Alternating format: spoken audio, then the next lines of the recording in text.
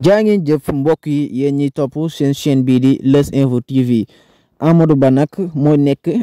candidat bu coalition bi nga xam moo di Benno Bokk Yaakaar moom mi nga xam moo di président Macky Sall ginnaaw ba mu dajalee ñëpp ñi nga xam si ñoo doon samp dënd te ñu bokk si Benno Bokk Yaakaar moom mi nga xam moo di président Macky Sall nag dafa jël soo am nag tànn ki nga xam moo di Amadou Ba nag mu jiite nag li nga xam moo di coalition Benno Bokk Yaakaar mu war a dem nag élection présidentielle yi 2024 loolu nag mu nekk loo xam te ne ñëpp rek ñooy am yaakaar na coalition bii daal dina nekk coalition boo xam si nag dafay tas ndax Amadou Ba mi nga xam si ne moom lañ tànn ñu ci bari daal am na ñoo xam si nag bëgguñu ko